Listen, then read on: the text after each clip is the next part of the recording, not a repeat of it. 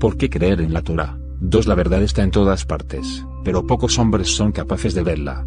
Este mundo es una noche oscura, no vemos nada a pesar de la luz que ilumina el día. Toda nuestra vida, vamos de un lado a otro en medio de una espesa niebla que oculta todas las grandes verdades de nuestros ojos. Detrás de esta pesada e impenetrable neblina, se vislumbran sombríos fantasmas, algunos nos espantan y otros nos seducen, pero todos son fantasías irreales creadas por los remolinos de la niebla. A veces, por un efímero momento, la bruma se levanta, como sucede cuando los hombres están listos para abandonar el mundo en tiempos de catástrofe o de gran excitación. Por un breve intervalo aparece la luz, pero una vez más la neblina la cubre y los hombres continúan su ciega marcha a través de la oscuridad. Tanto la oscuridad, como el error, son esenciales para el plan del mundo y fueron arreglados de este modo por el Creador. Haces las tinieblas y es de noche. Salmos 104 2.20. Esto se refiere a este mundo, que es como la noche. Talmud Baba Metzia 83b. Esta oscuridad conduce a los hombres hacia 2 errores. Libro Mesilat Yesarim 3. 1. A no poder ver la verdad. 2. A creer que los fantasmas imaginarios son reales. Vemos de este modo que las naciones han adorado a hombres sin valor y envilecido a otros de gran virtud. Los hombres están tan ciegos que no ven sus propios errores, ya que incluso a los más viles criminales se les considera hombres buenos. Algunas veces esta oscuridad engaña aún a los más grandes. Esto no viene de la nada. Tiene orígenes que aquí se aclaran. Incluso el mundo físico se encuentra oculto ante nuestros ojos.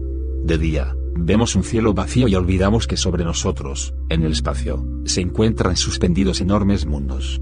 Aún la noche nos confunde, pues solo a través de los gigantescos telescopios podemos ver el vasto número de cuerpos celestes. Sin la ayuda del microscopio, nuestros ojos no alcanzan a ver las incontables millones de bacterias que pululan en nuestros cuerpos, en nuestra ropa y en el aire que respiramos. En este espacio, en este instante, imágenes vivientes y voces se mueven, las cuales pasan desapercibidas sin la ayuda de un aparato televisor. Estamos aquí sentados, en el fondo de un profundo e invisible océano, la atmósfera, que consiste de una mezcla de gases invisibles. En este océano gaseoso flotan esporas, polen, polvo y bacterias invisibles. Somos ciegos a los rayos cósmicos, impulsos electrónicos y ondas de sonido que van y vienen ante nuestros invidentes ojos. La Tierra, aquí a nuestros pies, está cubierta por una multitud de variados olores. Cada persona y animal que pasa, deja un olor distintivo que es claramente identificado por los animales, pero desconocido totalmente por nosotros. Algunos sonidos son tan agudos que los animales e insectos pueden oírlos, mientras que nosotros no. La mayoría de estas cosas han sido descubiertas recientemente, los antiguos eruditos las ignoraban por completo. Aún hoy, nosotros no nos damos cuenta de numerosos fenómenos físicos que suceden ante nuestros ojos, y que serán revelados en generaciones futuras. Si tal ignorancia es posible en aspectos materiales, cuán mayor será la ignorancia del hombre acerca de las verdades espirituales. Así como el bebé, que conoce tan solo su cuna y su mamá, y ni siquiera sueña con la calle y el inmenso mundo que le rodea, la mayoría de los hombres viven toda su vida sin sospechar siquiera la verdad, y esto puedes verlo claramente. Muchos, si no todos, pensarán que el camino está en la ciencia. Nada más falso. Es de gran ayuda, pero nada que ver con lo espiritual. Esto último deberá explicarse de forma aparte. Uno no puede tener mucha confianza en la competencia intelectual o en la rectitud de los científicos nazis alemanes. Sus médicos torturaron hasta la muerte a miles de hombres, mujeres y niños con el pretexto de hacer experimentos científicos. Ellos participaron con eficiente diligencia en las esterilizaciones, inyecciones de muerte, selecciones para las cámaras de muerte y drenando la sangre de las víctimas judías para los bancos de sangre militares. Sus científicos técnicos perfeccionaron los carros de muerte de monóxido de carbono, las cámaras de muerte con ácido cianhídrico, los hornos crematorios, y los miles de complicados procesos técnicos que fueron necesarios para matar a 6 millones de víctimas judías. Y aún así mucho hoy día admiran dichas historias nazis. Esta corrupción no está limitada intelectual únicamente a los científicos nazis técnicos. Su intelectualidad literaria estaba infectada de odio a los judíos mucho antes de Hitler. Sus pensadores y escritores eran teóricos y responsables, algunos de los cuales causaron grandes estragos. Historiadores alemanes y críticos de la Biblia fueron motivados por mala voluntad hacia el pueblo judío. Durante más de un siglo trabajaron en vano para hacer pedazos las escrituras de la Torá y destruir su autenticidad, además se esforzaron para desvalorizar todo el pasado judío. Su prejuicio antisemita, aunado al conocimiento que sus libros religiosos no pueden resistir la crítica intelectual, los llevaron a fabricar numerosas teorías irresponsables en contra de la Torá. Desafiaron y ridiculizaron cada afirmación, Le atribuyeron la fecha más reciente posible para su composición y acusaron a los profetas bíblicos de falsificación y plagio. Poco respeto por la verdad tuvieron sus múltiples escritores. Por ejemplo, existió un tal profesor Kittel en la Alemania de Hitler, quien escribió un libro probando científicamente que los judíos somos una raza criminal con rasgos hereditarios de degeneración. El mismo que alguna vez había escrito un libro con una crítica de la Biblia. ¿Por qué extenderse hablando de la Alemania nazi? Todo el resto del mundo no es mucho mejor. No hay razón para esperar que las naciones del resto del mundo sean más devotos a la verdad que los alemanes. En la actualidad, el progreso en el conocimiento técnico, aunque útil, no ayuda al idealismo, a la justicia o a la bondad. La persecución de poder y de lujo, aunado a las teorías de los eruditos, produce una intensificación de la oscuridad, pues genera en el hombre más egoísmo y animalismo.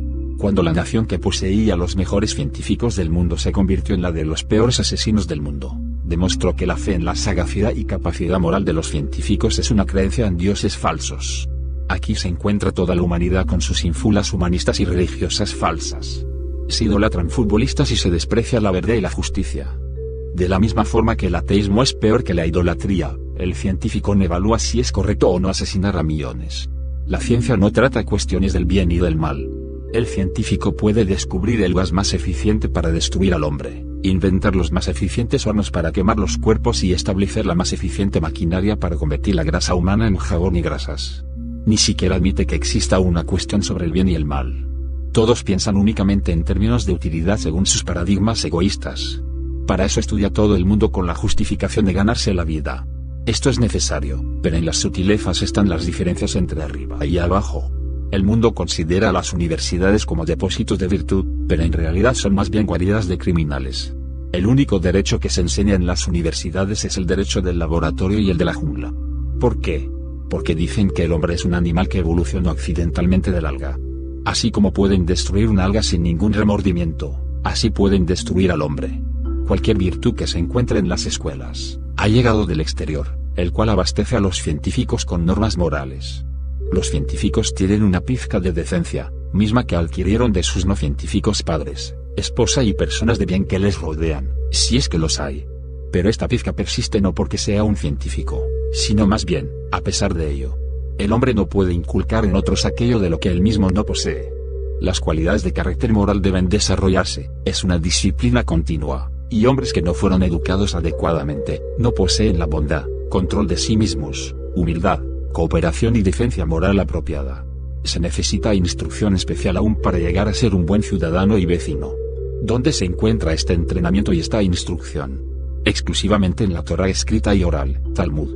Muchos han satanizado al Talmud de forma criminal y osada. Se han inventado todo tipo de falsas referencias y difamaciones. Se puede demostrar. Yo mismo he salido en defensa de estas calumnias muchas veces con publicaciones extensas llenas de evidencia. Los hombres en cuyas manos se encomienda la juventud, no han tenido semejante educación. Ellos mismos se han desarrollado bajo la norma única de sus propios deseos y ambiciones, y no están en absoluto capacitados para instruir a la juventud. Los colegios no enseñan buenos modales, buena ciudadanía, relaciones personales apropiadas para con los semejantes, autocontrol, ocupaciones provechosas, caridad, moderación, prudencia, satisfacción con lo que uno posee o habilidad para encarar los percances. En lugar de eso, el alumno llega a la escuela con las verdades naturales, tales como aversión a la maldad y a la inmoralidad, respeto a la autoridad de los padres y del gobierno, y el instinto hacia la caridad y la bondad, y se gradúa con el descabellado y falso concepto que el hombre es descendiente del alga y no posee ni libre albedrío ni responsabilidad y que nada es intrínsecamente bueno o malo. De este modo, el diploma es de hecho, un certificado que atestigua que el portador fue corrompido. Ahora está listo para salir al mundo y perseguir la seguridad y el placer, por lo que está preparado para satisfacer sus más bajos instintos, o, si llega a ser educador o escritor, corromper a la sociedad con su mente incapacitada. ¿Acaso se está pintando un cuadro del intelectual específico de algún país? Es el cuadro de todos los países. Y no necesariamente de los más educados y supuestamente desarrollados. Es el cuadro por excelencia del norteamericano, también es un cuadro del inglés y del francés. Y que no se piense que los orientales, los latinoamericanos o africanos son más instruidos. Ya están suficientemente brutalizados y engañados aún sin la evolución. ¿Y son los gentiles quienes se atreven a juzgar al pueblo judío y al Talmud? Si quiere saber qué significa y qué es un gentil, mire la serie de videos sobre nuestro pasado cósmico que referencia en la parte 1 de esta serie. se sorprenderá con dicha revelación cósmica acorde a la Torá. No se trata de humanismos, ni sectarismos, ni mucho menos de racismo. ¿Acaso lo que se difama del judío sí ha sido la evidencia comprobada registrada históricamente del pueblo judío? De ninguna manera. No hay evidencia cuando se trata de los verdaderos judíos, muy diferente a lo que afirma la difamación y de los infiltrados que se dicen judíos y no lo son, de los que falsifican la identidad judía y nuestra cultura. Una cosa es la evidencia y otra la difamación. ¿Qué dirían los conspiranoicos que abundan en las redes? Existe un abismo entre las naciones y el pueblo judío verdadero. Es demostrable, y es de esto precisamente de lo que se tratan estas palabras y el énfasis pragmático que a continuación se detalla.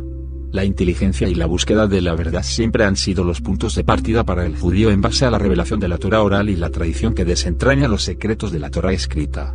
Siempre con el primer y último objetivo como meta de obedecer a su Creador, unirse a Él, elevar su alma, refinar sus rasgos de carácter, doblegar su ego, dominar y eliminar su inclinación al mal, rectificar la creación, amar a su prójimo y alcanzar el altruismo absoluto con todo su entorno y en amor y temor a Dios. Esto anterior no significa que el pueblo judío esté rectificado o que sea de arriba de forma no contaminada. La Biblia dice que algo ha sucedido y por ello está escrito lo que está escrito. Si en un lugar desértico usted encuentra una piedra colocada sobre otras dos, usted se inclina a pensar que eso es obra de un ser inteligente. Pero si encuentra cientos de rocas en la fila inferior y cada fila sucesiva sobre de ella tiene una piedra menos, hasta que en la cima está situada una sola piedra, solo un demente admitiría la posibilidad del azar. Aún así, todo en el universo, orgánico e inorgánico, es mucho más complejo que un montón de piedras. Si se encontrara tan solo una simple hoja de árbol en el mundo, constituiría una prueba irrefutable de una inteligencia infinita, debido a su maravillosa estructura nerviosa, a los conductos que transportan el fluido portador de materiales variados a través de miles de vías, además de sus numerosos, diminutos pero maravillosamente eficientes laboratorios químicos. Aquí hay más ingeniería que en una docena de puentes, y más química que en todas las plantas DuPont juntas.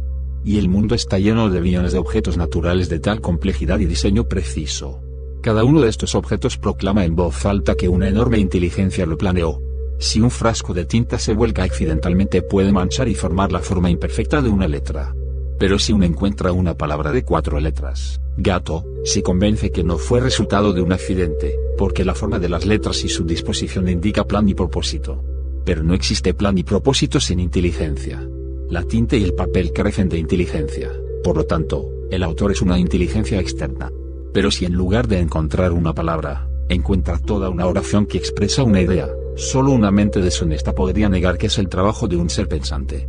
De esta deshonestidad es lo que trata la esencia al alma y de nuestra genética infiltrada no aprobada por el alto cielo. Estas simples observaciones son muy impresionantes, y podrían explayarse en bibliotecas por millares y millares. Aquí se hace entonces la pregunta de por qué los hombres que estudian las complicadas maravillas de la anatomía, la neurología, la embriología y temas afines, no están convencidos de la presencia de la gran inteligencia de Dios y se adhieren a corruptas postulaciones y teoría de posibilidad de azar. Simplemente no buscan la verdad y en lugar de ello buscan seguridad y prestigio. Puro egocentrismo. Esencia misma de lo que significa ser de abajo. ¿Qué significa ser de abajo? Tendrá que ver la serie de videos sobre nuestro pasado cósmico acorde a la Torá.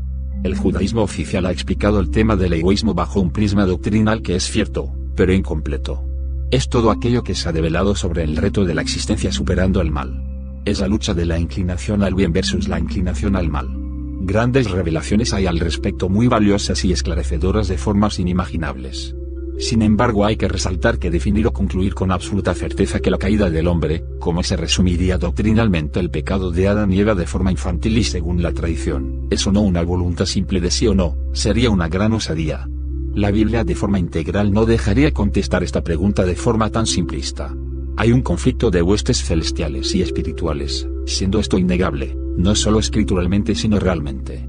Lo anterior tan solo es una insignificante muestra de las maravillas que esconde la creación y los mundos superiores en impredecibles dimensiones y realidades. Sin importar cuán profundo la mente más perspicaz y sabia pueda adentrarse en los secretos de los cielos, de los cosmos y existencias celestiales e infernales macro y micro, no podrá nunca desvirtuar, y sería deshonesto, que siempre habrá una instancia previa de diseño a cualquier manifestación, y que la instancia última por lógica conclusión y definición, esta inteligencia diseñadora corresponde al Creador.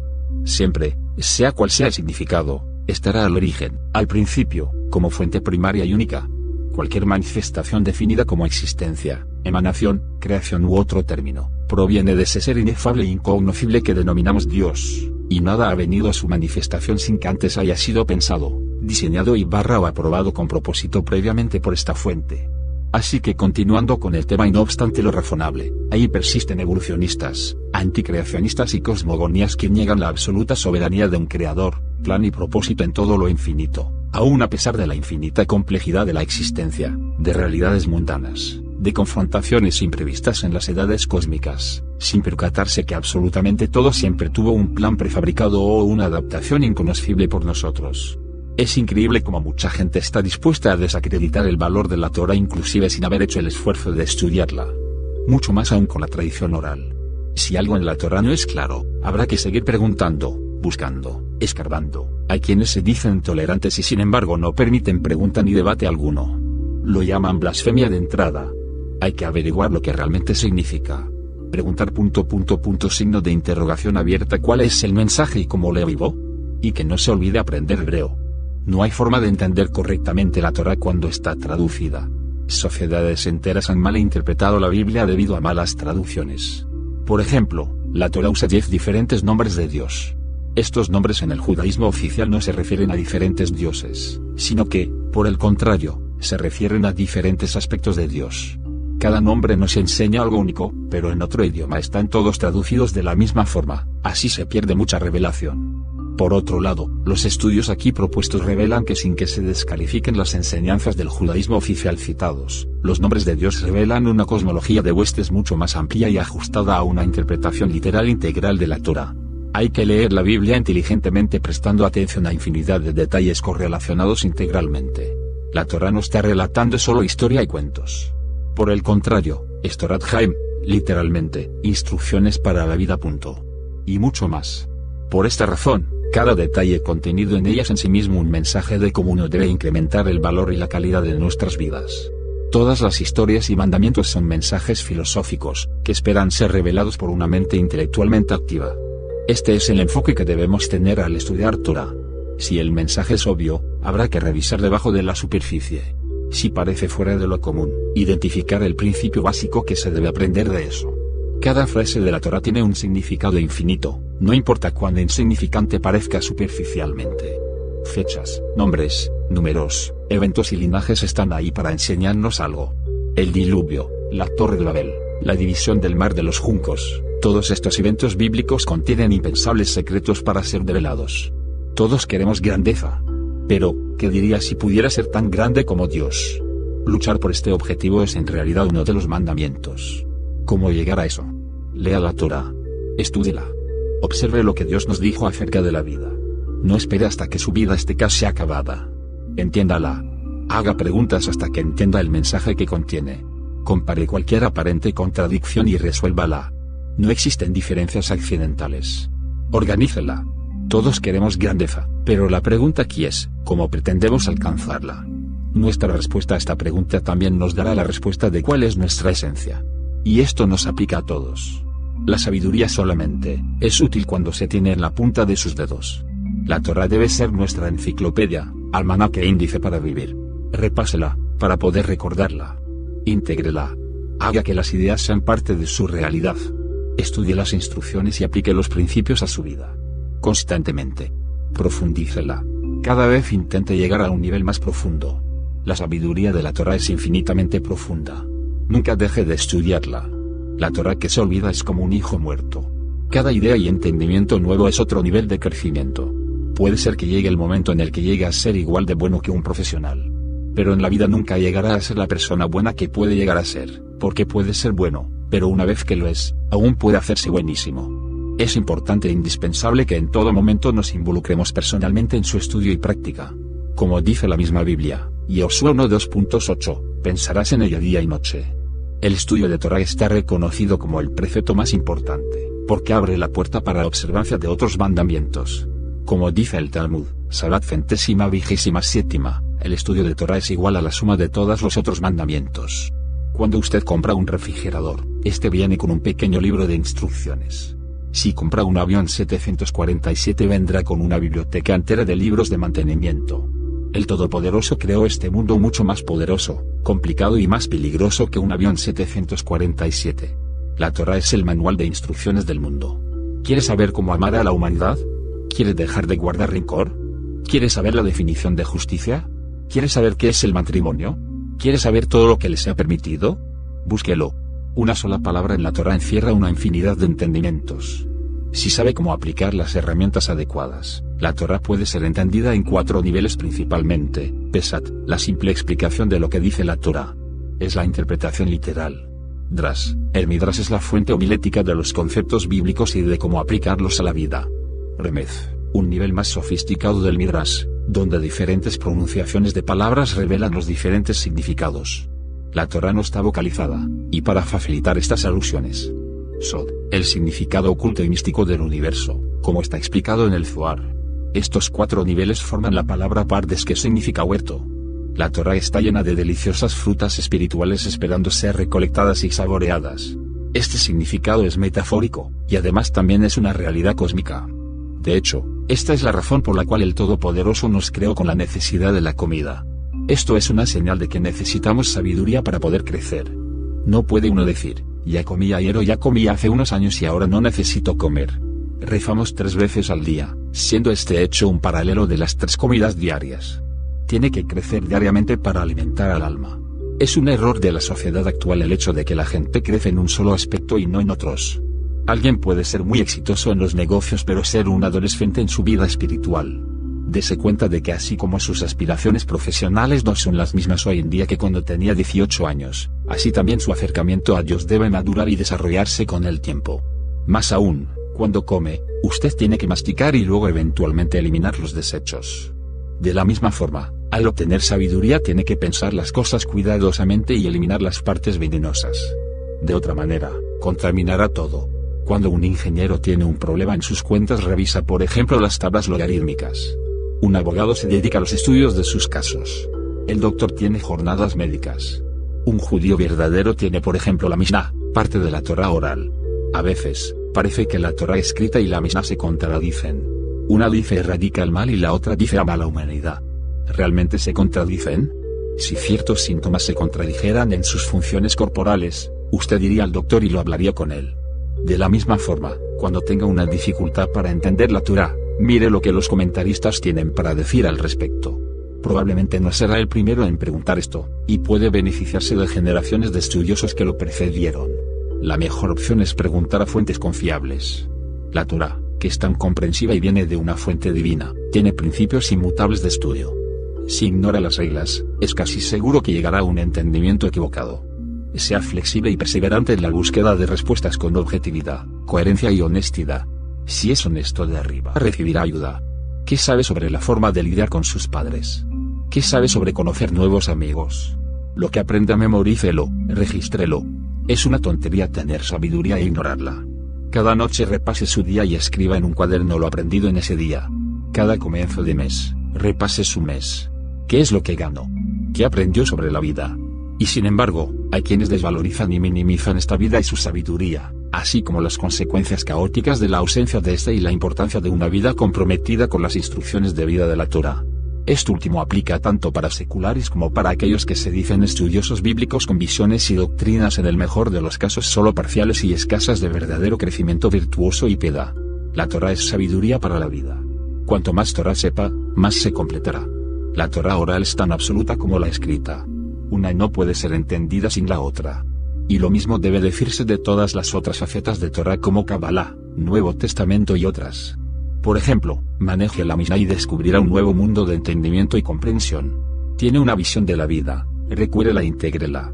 Obtenga su parte de sabiduría en lo que el pueblo judío y los justos han acumulado a través del tiempo. Estudie la Torá, repásela y repítala hasta llegar a la perfección. Qué triste se confunda el concepto de perfección con el humanismo secular, así como, de manera generalizada para cualquiera por fuera del pueblo de Israel, se confunden y se degradan todos los conceptos de entendimiento tanto en lenguaje como en su significado raíz, a tal punto que deban ser redefinidos en su totalidad solo con la ayuda del Talmud y la Kabbalah.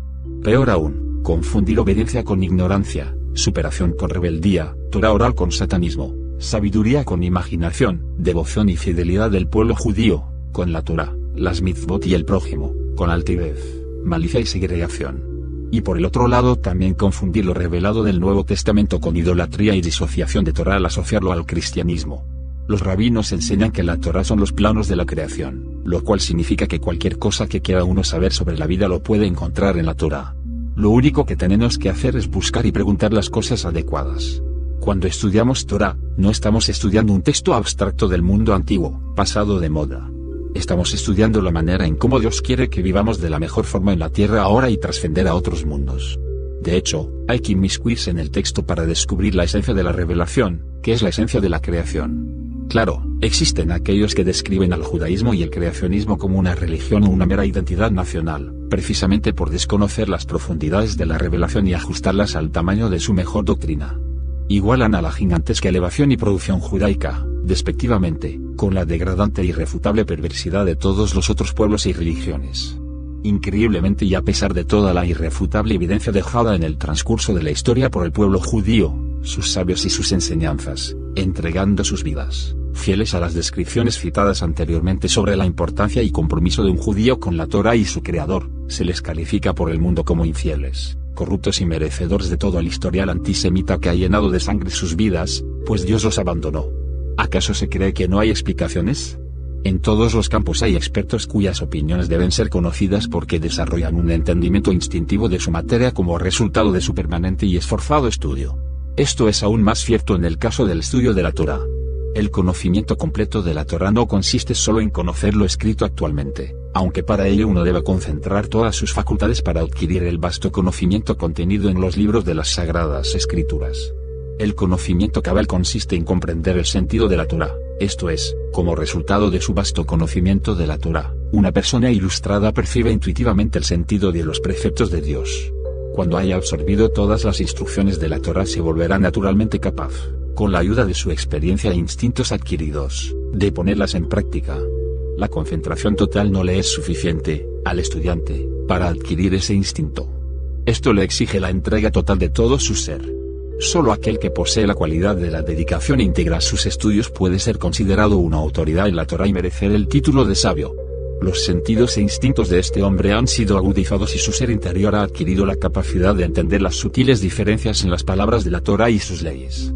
Los sabios de Israel poseían estas cualidades. Es interesante leer, en este sentido, las palabras del historiador Flavio Josefo al final de su libro Antigüedades de los Judíos. Nosotros, los judíos, no reverenciamos a aquellos que conocen distintos idiomas y pueden mejorar su habla, dado que estas son cosas que cualquiera puede hacer, no solo los hombres libres sino incluso los esclavos liberados lo saben. Los únicos a los que llamamos sabios son aquellos que poseen un total conocimiento de la Torá, que pueden explicar e interpretar la Biblia de acuerdo con su sentido y palabras. Si bien hay muchos que trabajan y se esfuerzan por estudiar la Torá, solo 2 o 3 han alcanzado este grado de perfección. En el tratado talmúdico Ketubot 77 hay un relato acerca de Rabbi Yehoshua ben Levi, quien deambulaba entre gente que sufría de graves enfermedades contagiosas sin importarle su propia salud porque entendía que el versículo, como sierva amada y graciosa Corza, Misle 5:19, significaba que la Torá protege a sus estudiosos. A lo anterior objetarán quienes descalifican a Israel con el argumento de las persecuciones, masacres, pogroms, holocausto, exilios, etc., como una contradicción a la interpretación de Rabbi Yehoshua. Tanto en la presunción de abandono de estudio de la Torá como consecuencia del castigo, lo cual es cierto, como en las acusaciones de error e infidelidad según los contradictores, no solo que en ambos casos está ampliamente documentado, sustentado y demostrado que dichas presunciones son falsas, se requieren años de estudio, sino que inclusive, se tienen respuestas precisas y profundas no imaginativas y ajustadas a las deducciones del estudio de la Torá, la vivencia y cumplimiento profético, según los planes detallados del amo de la creación, para explicar lo acontecido y su dialéctica. Los sabios de Israel de bendita memoria también registraron discusiones científicas que mantuvieron con los estudiosos de que eran por aquellos días reputados como los más sabios en ciencias. Las explicaciones de dichos sabios respecto de los fenómenos de la naturaleza se basaban, a menudo, en interpretaciones de versículos de la Biblia. Nunca dejaron de sorprender a los sabios griegos. El profesor Alvin Radkowski, el renombrado físico atómico, ha dicho que no hay mejor ejercitación para un científico que el estudio del Talmud. El razonamiento de los sabios del Talmud es muy científico. Utilizan los principios científicos para reflexionar sobre los problemas y resolverlos. Creo que ante todo un hombre de ciencia debe saber cómo formular, las preguntas correctas, y desde este punto de vista no hay nada como el Talmud, que está lleno de interrogantes y problemas difíciles. Mariv, 1 de octubre de 1972. El procedimiento que se llevó a cabo durante 800 años para la elaboración del Talmud, fue la discusión entre sabios. Hay que saber que esa discusión es la pala que desentierra la verdad que se encuentra sepultada bajo la montaña de error. Se constata de forma generalizada como el error se difunde tal cual si fuera una infección y puede perdurar por miles de años. No hay que olvidar que millones de hombres, incluyendo a los más letrados de todas las naciones, han repetido las viejas mentiras inventadas por los griegos en contra de la nación de Israel, y estas mentiras han persistido por miles de años. Pero en el tema de la evolución y otras cosmogonías religiosas, en verdad son necios, pues niegan la evidencia que se les estrella en la cara. La verdad debe ser medida por sus propias dimensiones y no por el número de personas que se oponen a ella. Han recurrido a subterfugios totalmente deshonestos para minorar el impacto de la verdad. De acuerdo a lo que se revela en decodificaciones de la Torá, hay una muy posible realidad que se parezca a la popular versión de la evolución del hombre procedente del mono. Esto no significa que sea cierta la teoría evolucionista darwiniana como plantean en la academia oficial y actualmente aceptada de forma fantasiosa y agendada. Hay una historia que se asocia pero no es como la venden. Tiene otros antecedentes posibles de manipulación y diseños hechos por dioses. Algo asociados a vuestro padre el diablo. Los siguientes son estudios reportados por verdaderos eruditos en la materia. Muchos de ellos judíos con premios Nobel. Recomiendo el libro El desafío de la Torá con decenas de artículos al respecto.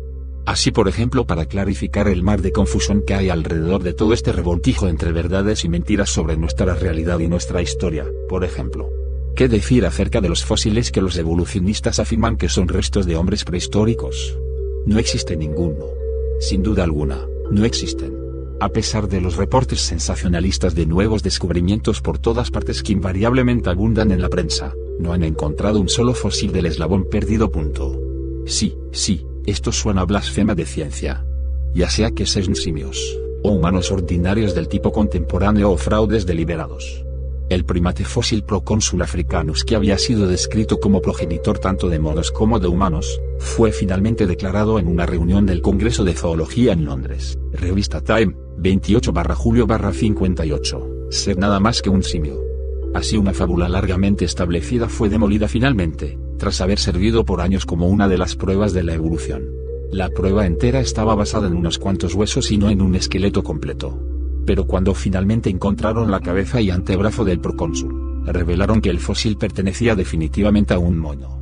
Otro caso, el hombre de Neandertal, un hombre encorvado similar a un mono, exhibido permanentemente durante medio siglo en un museo, fue esclarecido en la misma conferencia de Londres como un hombre moderno común y corriente. La postura encorvada con las rodillas dobladas, que había parecido hasta ese día una posición similar a la de un simio, fue declarada finalmente como el efecto de la vejez y la artritis. De este modo, cualquier anciano de nuestros tiempos, encorvado por la artritis y por el paso de los años, sería señalado por los evolucionistas como el eslabón perdido, especialmente si posara desnudo, con un hacha de madera en una mano y con cabellos y barba crecidos durante años para hacerlo parecer más auténtico.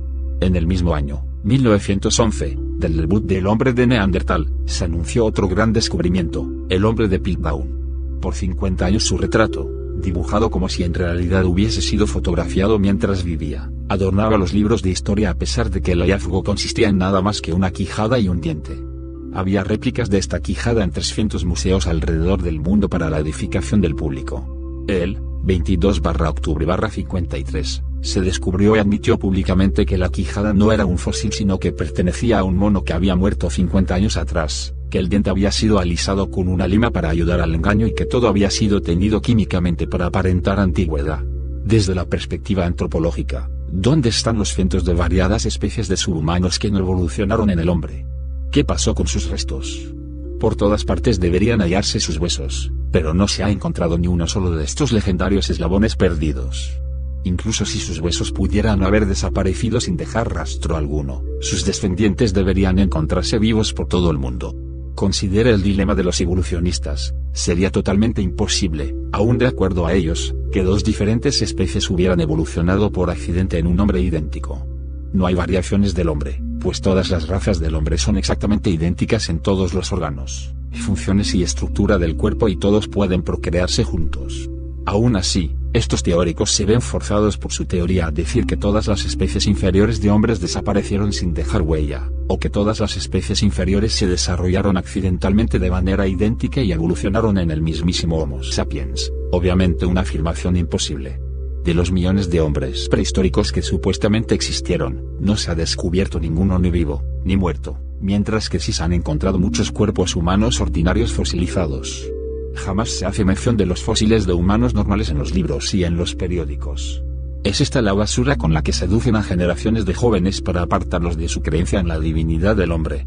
Para la edificación de la juventud, los libros de texto escolares, así como los periódicos populares siempre han estado llenos de fotografías de esos míticos hombres prehistóricos pintados con tal realidad que no dejan duda de su autenticidad.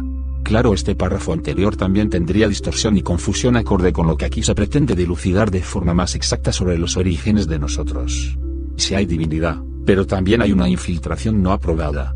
Es la misma que se ha adorado en toda la historia de la humanidad con diferentes nombres como Isis, Horus y Osiris, entre muchos otros. Una trinidad satánica venerada siempre. Un niño Dios que es el Padre, nuestra genética infiltrada. La verdad es siempre menos interesante. Pero como lo admiten los más honestos, el eslabón perdido aún está por encontrarse, aunque lo han buscado durante décadas por arriba y por abajo, en las cimas de los Himalaya y en las cuevas siberianas. Aunado a este insoluble dilema, está el hecho que desde que la humanidad tiene memoria, ninguna criatura viviente ha desarrollado algún órgano nuevo, aunque esto debería suceder con bastante frecuencia de acuerdo a la teoría de la mutación espontánea, o gradualmente según la antigua teoría de la adaptación. No tienen en qué apoyarse. Cada año se harán nuevas afirmaciones espectaculares y los hombres estarán confundidos por ellas. Toma tiempo el investigar cada declaración y revelar sus falacias, y este proceso de correr hacia falsas alarmas para extinguir fuegos inexistentes toma demasiado tiempo. La vida es corta, y hay mucho por alcanzar. Si tenemos paciencia, el tiempo expondrá la falsedad de sus teorías. Hasta hace poco, los químicos enunciaban la integridad básica de los elementos químicos como un artículo de fe. Los maestros y libros de texto ridiculizaban a los antiguos alquimistas que trataron de transmutar los metales básicos en oro. Pero en la actualidad este concepto está tan muerto como el éter, pues todos reconocen la inestabilidad de los elementos y la transformación de la materia. Hace 30 años un estudiante hubiera sido expulsado de la sala de conferencias por tal herejía. La doctrina darwiniana de la evolución gradual, que anteriormente era un firme credo, hoy ha sido abandonada. La Torá nos advirtió de antemano contra dioses falsos, a dioses desconocidos, nuevos, recién llegados, que vuestros padres no temieron. Devarim 32:2.17. Este proceso de nuevas ideologías y nuevas declaraciones de descubrimientos es interminable, y es parte de la constante prueba de virtud que los hombres deben sobrellevar toda su vida. La Torá y el pueblo de la Torá son una empresa antigua y establecida, que ha estado en el negocio por muchos miles de años, ha soportado muchas crisis y sobrevivido a muchos competidores. Gracias al pueblo judío exclusivamente. Nosotros vemos con ojos tranquilos y habituados a los oponentes físicos e ideológicos que se levantan en contra de nosotros en cada generación, y sabemos que caerán en el olvido como lo han hecho todos aquellos que los antecedieron. Este es otro aspecto de la frivolidad de las naciones. El pueblo judío, a través de toda su larga historia, ha testificado esas ideas disparatadas. Los hemos visto sumidos en idolatría, crueldad, deseo, guerra, arrogancia y falsedad. Estos son sus frutos incontrovertibles. La evolución planteada por la Academia Oficial es solamente otra etapa en la historia de la obscuridad de las naciones. Si no fuera por esta espesa nube de falsedad que han soltado, el mundo hoy en día reconocería más fácilmente las maravillas de la naturaleza gracias al aumento de los conocimientos del hombre. Así la humanidad vería la clara evidencia de la sabiduría infinita del Creador, como lo hizo Abraham. Actualmente, debido a que la oscuridad de la evolución confunde la mente de los hombres, los milagros del mundo orgánico no impresionan a estos hombres engañados, ya que todo es explicado como desarrollo gradual, antigua escuela, o mutación espontánea accidental, nueva escuela. Y aún así, a pesar del enorme historial y testimonio indiscutible, a pesar del interminable rastro de muerte y miseria calificativo como fruto putrefacto de todas las naciones, a pesar de que dicho fruto en comparación con el fruto sublime del pueblo judío, desconocido por la humanidad, es incomparable, millones de personas antisemitas, apoyados en el cristianismo, califican al pueblo judío como hijos del diablo. Vosotros sois de vuestro padre el diablo, dijo el mismo que repitió sentencias talmúdicas como por sus frutos los conoceréis. Sin lugar a dudas existe una incapacidad de discernimiento entre el bien y el mal, así como una evidente inversión de valores por fuera del pueblo judío, y esto en buena parte se debe a la falta de una tradición generacional relacionada con el Talmud. Tienen la osadía de atribuir todo lo expuesto hasta ahora a la casualidad, secularmente, o a la fortuna y predestinación sin confilaciones dialécticas, religiosamente. Son totalmente sordos a los argumentos. Son sordos y ciegos ante las maravillas de la realidad y la naturaleza. Un hombre sin prejuicios se queda poderosamente impresionado cuando escucha de un animal que tiene la habilidad de disparar un hedor sofocante en contra de su enemigo, zorrillo, o un animal capaz de presentar jabalinas en contra de sus enemigos, puercoespín, o un animal capaz de inyectar veneno a sus enemigos por medio de 2 dientes ahuecados que asemejan una aguja hipodérmica, serpiente, o un animal que hace salir a chorros una barrera de tinta para ocultarse de sus perseguidores, calamar, o un animal que genera corriente eléctrica para dar una descarga a sus enemigos, anguila eléctrica, o un animal que es capaz de prender y apagar una luz que porta en su vientre translúcido, luciérnaga. Si los hombres son tan irresponsables como para atribuir estos implementos complejamente planeados a la casualidad o desconectados del mensaje que existe para el hombre, debe temerse que entonces nada podrá conmoverlos. Para aquellos que conocen la veracidad de la creación, estos temas son de gran interés y realmente inspiradores. La química y la física están llenas de las maravillas del plan y propósito de Dios, a través de las cuales uno puede ver orden en la disposición y comportamiento de toda la materia. Pero a pesar de todas estas señales y milagros manifiestos, los hombres siguen caminando en la oscuridad. Hablan de la madre naturaleza, hablan de los caminos de autoperpetuación de la naturaleza, como la naturaleza economiza espacio, como la naturaleza prevé emergencias, etc. Con el fin de evitar reconocer al Dios viviente, están dispuestos a inventar una entidad inexistente y darle nombre vacío de naturaleza. Los interminables milagros de plan y propósito son ignorados o explicados con argumentos irresponsables como accidente, evolución, etc. Por el otro lado están los religiosos, que dicen creer en Dios y su majestad y sin embargo son totalmente indiferentes al conocimiento o cualquier revelación que comprometa su supuesta libertad. Pura hipocresía. ¿Cuál es la razón de esta conducta? Desean liberarse de un amo. No pueden renunciar a su teoría de la evolución pues entonces la verdad les golpearía en la cara. Con el fin de proteger sus ojos de la deslumbrante y clara evidencia de plan y propósito, se aferrarán a sus teorías con la desesperación de aquellos hombres que no tienen alternativa. El perezoso, ante sus propios ojos, es más sabio que 7 hombres que le dan buenas respuestas. Proverbios 26 2.16. Mientras el holgazán está en la cama, 7 hombres sabios se reúnen en torno a él, para convencerlo de la necesidad de levantarse y cumplir con su deber. Pero su deseo de reposo soborna su juicio y ciega sus ojos, como está escrito, pues el soborno ciega los ojos de los sabios, Devarim 16:19, y seguramente ciega a los tontos, Sifri.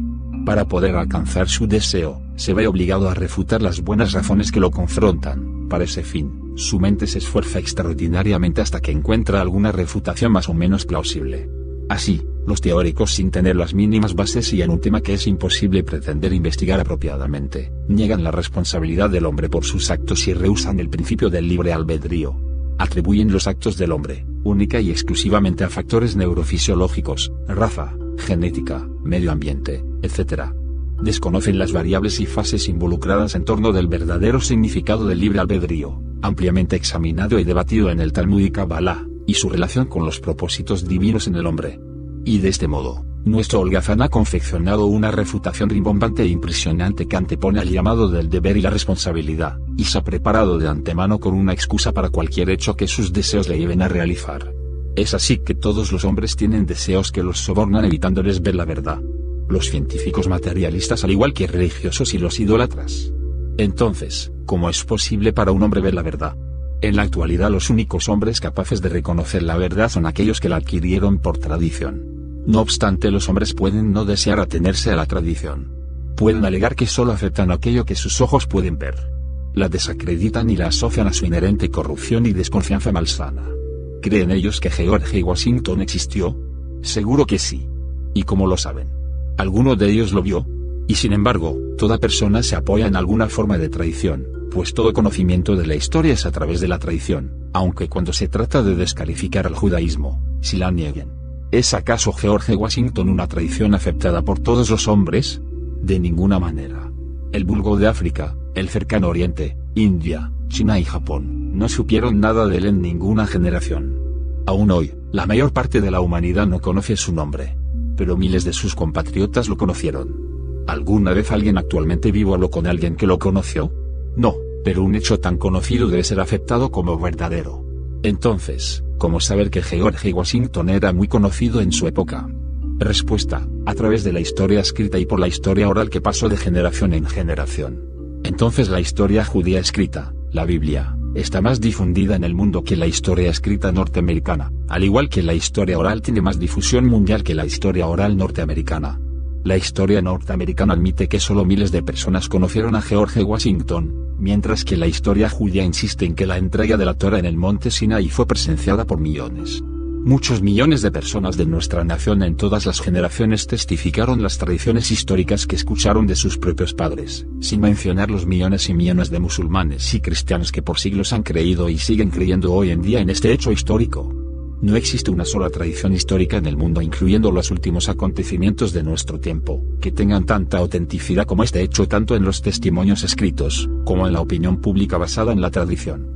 Los norteamericanos en su mayoría no recibieron de sus antepasados esta tradición de George Washington, pues ellos eran inmigrantes irlandeses, italianos, alemanes o eslavos que se establecieron en los Estados Unidos mucho tiempo después que Washington murió. Pero los judíos actuales son los descendientes de hombres que vieron las 10 plagas que asolaron Egipto, que fueron liberados de la esclavitud egipcia, que cruzaron en seco el Mar Muerto y vieron la entrega de la Torá en el monte Sinai, y estos hechos les fueron relatados por sus propios padres, de generación en generación, además de poseerlos por escrito desde el principio, cuyo texto original ha sido transmitido hasta nuestros días sin la más mínima alteración. Algunos, y muchos hoy día, así como a través de la historia, se atreven a dudar de lo anterior y a contraargumentar o justificar sus muy particulares conclusiones descalificativas, sin conocer a fondo la historia del pueblo judío, de manera deshonesta, simplista, autofundamentada imaginativamente, supuestamente deductivamente o revelacionalmente de acuerdo a las mismas escrituras judías. El típico dispensacionalismo religioso cristiano con muchas caretas. Más de 2 siglos antes que se destruyera el segundo templo, las escrituras hebreas se tradujeron al griego. Desde entonces, las naciones del mundo han tenido nuestras escrituras y atestiguan su texto. Esto sucedió solo 6 siglos después del rey Salomón. Además, los escritos de Josefo han estado en manos no judías durante 2000 años. Pero por encima de todo, está el hecho claro que la nación de Israel, por más que se retroceda en los anales de la historia, proclama en forma unánime la autenticidad y autoridad de las escrituras. ¿Cuál es el trabajo manual más importante de Dios? ¿El mundo físico o la Torá? Ya que el propósito por el cual fue creado el mundo físico es ya Torá, es sencillo contestar que la Torá es más importante. ¿Acaso existe un fenómeno del mundo físico que no tenga propósito? No, de ninguna manera. Esto es redundantemente, infinitamente demostrable. Cada diminuto detalle de la flor, la abeja, el cuerpo y de cada objeto y proceso en el mundo, demuestra un profundo y preciso propósito. Entonces, cuanto más profundo es el propósito de cada detalle en la Torá.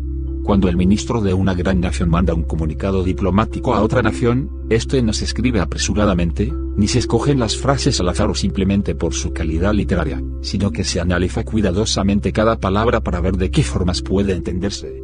Para escoger el vocabulario a utilizarse, se convoca a expertos en lenguaje, derecho internacional, costumbres del país y situación económica y política que rige en el país en ese momento. Se sopesa cada coma y cada letra. Cuando Dios dio a su pueblo una Torá eterna, ¿cuántas millones de veces más cuidadoso debió ser con cada letra? Cada palabra o letra superflua, la elección entre una palabra y otra, la posición de la palabra en la oración, la posición de la oración con relación al texto anterior y posterior, todas estas y numerosas consideraciones más fueron planeadas por el dador de la Torá para comunicar información. Si entendemos que en un árbol cada pequeño detalle tiene propósito, entonces con mucha más razón cada pequeño detalle de la Torá tiene propósito. Entonces, en vista de esto, la Torá contiene innumerables secretos, millones de secretos, billones de secretos, e inclusive ad infinitum. Se han escrito libros enteros acerca de la hoja de un árbol. ¿Puede acaso creerse que los hombres ya conocen todos los secretos de la hoja? El proceso de crecimiento de la hoja, su estructura, su composición y su proceso de funcionamiento son ciencias sobre las cuales el hombre sabe comparativamente nada. Pueden escribirse bibliotecas enormes respecto a la hoja sin que se agote el tema. Así es que una hoja contiene más secretos que los que el hombre alguna vez sabrá. Lo mismo puede decirse de la raíz del árbol, de la madera, la corteza, las ramas, la savia, la flor y la fruta.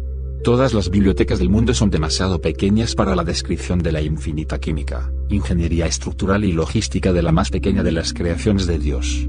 Decir que este vasto universo está lleno de billones de secretos de sabiduría es la subestimación más grande. Es una subestimación incluso para una sola hoja.